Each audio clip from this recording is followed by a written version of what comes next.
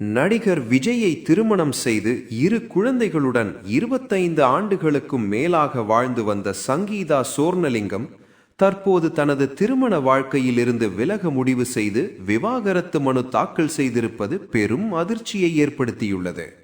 தன் கணவர் நடிகையுடன் திருமணத்தை மீறிய உறவில் இருப்பதாக குற்றம் சாட்டிய சங்கீதா விஜய் மீது பல்வேறு குற்றச்சாட்டுகளை முன்வைத்துள்ளார். இந்த குற்றச்சாட்டுகள் வெளிவந்த சில நாட்களிலேயே ட்ரிஷா கிருஷ்ணனுடன் சேர்ந்து ஒரு திருமண நிகழ்ச்சியில் விஜய் கலந்து கொண்டது மேலும் சர்ச்சையை கிளப்பியுள்ளது.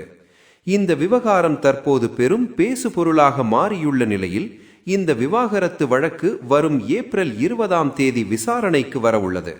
அன்றைய தினம் விஜய் நேரில் ஆஜராவாரா அல்லது வீடியோ காலில் ஆஜராவாரா என்பது இன்னும் தெளிவாகவில்லை. இந்நிலையில் சங்கீதா குறித்து புதிய தகவல் ஒன்று வெளியாகியுள்ளது. விசாரணை முடிந்ததும் ஏப்ரல் 21 அவர் பத்திரிகையாளர்களை சந்திக்க திட்டமிட்டுள்ளதாக கூறப்படுகிறது. அப்போது விஜய்க்கு எதிரான முக்கிய ஆதாரங்களை வெளியிடலாம் என நெருங்கிய வட்டாரங்கள் தெரிவிக்கின்றன. மேலும் 23 தேர்தல் நடைபெறவுள்ள நிலையில் அதற்கு முன் சங்கீதா இன்னும் ஒரு பெரிய வெளிப்பாட்டை செய்ய போகிறாரா என்ற கேள்வியும் எழுந்துள்ளது.